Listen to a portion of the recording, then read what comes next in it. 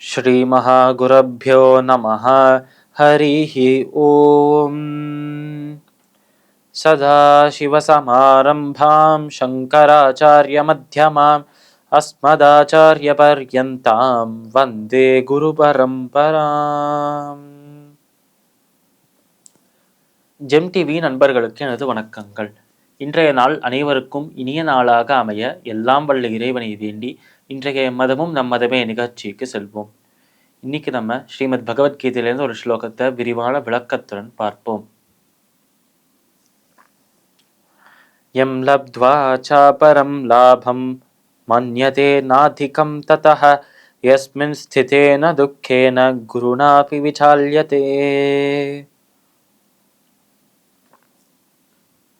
இந்த ஸ்லோகம் ஸ்ரீமத் பகவத்கீதையின் 6வது அத்தியாயமான தியான யோகத்தின் 22வது ஸ்லோகம். இந்த ஸ்லோகத்தில் நம்ம கிருஷ்ணர் அர்ஜுனனை பார்த்து சொல்றார், போன ஸ்லோகத்தில் இந்த தியான யோகத்தை பின்பற்றினால் நமக்கு சுகமாத்தியந்திகம் கிடைக்கும் என்று சொன்னார். சுகங்களில் சிறந்த சுகமாக இருக்கும் மோட்ச முக்தி கிடைக்கும் என்று சொன்னார். அதற்கும் மேலாக இந்த சுகங்களுக்கு மேலான சுகமாக இருக்கும் இது யாருக்கு கிடைக்கும் என்றால், மனதை கட்டுப்படுத்தி அந்த மனதை வேறு எந்த விஷயத்திலும் செலுத்தாமல் அந்த இறைவனிடம் மட்டுமே மனதை செலுத்துகிறவர்கள், அவர்களுக்கு தான் இந்த சுகம் கிடைக்கும் என்றும் சொன்னார் நம்ம கிருஷ்ணர். இப்படி இந்த சுகம், இந்த மோட்சம் முக்தி நமக்கு கிடைச்சிருது என்றால், அந்த இறைவனோடு நம்ம ஒன்றி போய் விட்டோம் என்றால் எப்பொழுதும் பரமானந்த நிலையிலேயே நம்ம இருப்போம். சச்சிதானந்த சொரூபமான இறைவனின் சொரூபமே நமக்கும் கிடைக்கும் என்று சொல்றார் இந்த இடத்தில். அப்பேற்பட்ட அந்த சொரூபத்தை அடைந்த ஒருத்தர் இந்த தியான யோகத்தை பின்பற்றி யோகாரூடராக இருந்து சென்ற ஒருத்தராக இருக்கிறார். இப்போ இந்த தியான யோகத்தை பின்பற்றுகிற ஒரு நபர், அவர் இந்த தியான யோகத்தை பின்பற்றி இருக்கும் போதே பரமசாந்தியாக இருக்கும், மோட்சம் கிடைக்கிறது. ஆனால் அதற்கு முன்பு இந்த லோகத்தில் இருக்கும் லௌகீக சாந்தியும் லௌகீக ஆனந்தமும் கிடைக்கிறது என்று சொல்றான். நமக்கு மன நிம்மதி, மனம் காமாக இருக்கு, சாந்தமாக இருக்கு என்றால் அதற்கு இந்த யோகம்தான் காரணமாகவும் இருக்கு என்று சொல்றார் நம்ம கிருஷ்ணர். ஆனால் மனதை நிம்மதி செய்யணும் என்றால், அந்த மனதை சாந்தி செய்யணும், சாந்த செய்யணும் என்றால் இந்த யோகத்தை பின்பற்ற வேண்டும் என்று சொல்லி, இந்த யோகத்திலேருந்து கிடைக்கும் அந்த ஒரு சந்தோஷம், அந்த ஒரு லாபமாக இருக்கும் சந்தோஷம், ஆனந்தம், நிம்மதி, அதை நமக்கு கிடைத்து வச்சது என்றால் இதை விட பெரிய ஒரு லாபம் நமக்கு எதுவுமே கிடையாது என்று தோன்றும் என்று இந்த இடத்தில் சொல்றார் நம்ம கிருஷ்ணர். எம் லப்த்வா சாப்பரம் லாபம் மன்யதே நாதிகம் ததஹ. இந்த ஒரு ஆனந்தம், இந்த ஒரு நிம்மதியை நம்ம பெற்றுவிட்டோம் என்றால், இந்த ஒரு யோகத்தை இந்த ஒரு தியான யோகத்தை பின்பற்றி அதிலிருந்து வரும் ஞானத்தை, அதிலிருந்து வரும் அந்த ஆனந்தத்தை, நிம்மதியை பெற்றுவிட்டோம் என்றால் இதைவிட பெரிய ஒரு நிம்மதி, இதைவிட பெரிய ஒரு ஆனந்தத்தை நான் பெற்றதே இல்லை என்று நம்ம நினைப்போமாம்.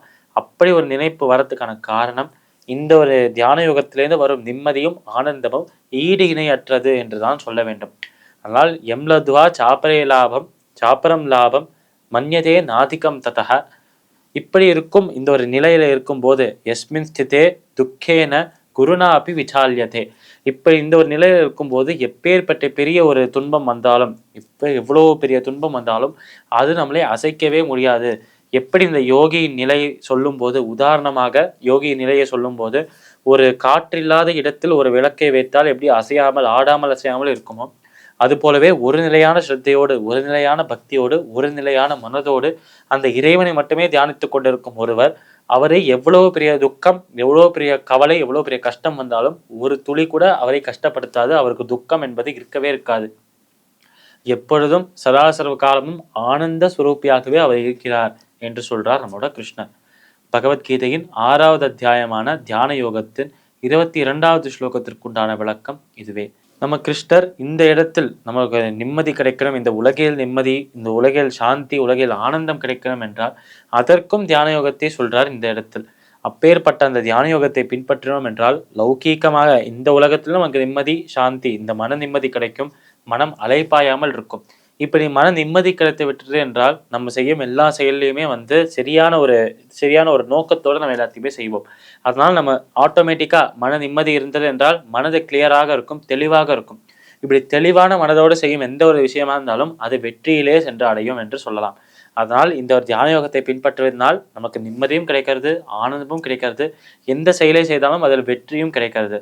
இப்படி உலகத்தோட சம்பந்தப்பட்டு இதெல்லாம் கிடைத்தாலும் இந்த உலகத்திற்கு அப்பாற்பட்டு நம்மளோட மனதுக்கும் புலன்களுக்கும் நமக்கும் அப்பாற்பட்டு இருக்கும் அந்த மோட்சமும் முக்தியும் நமக்கு கிடைக்கிறது என்று சொல்றா இந்த இடத்தில். பகவத்கீதையின் 6வது அத்தியாயமான தியான யோகத்தின் 22வது ஸ்லோகத்திற்குண்டான விளக்கம் இதுவே. மீண்டும் நாளை சந்திப்போம். நன்றி, வணக்கம்.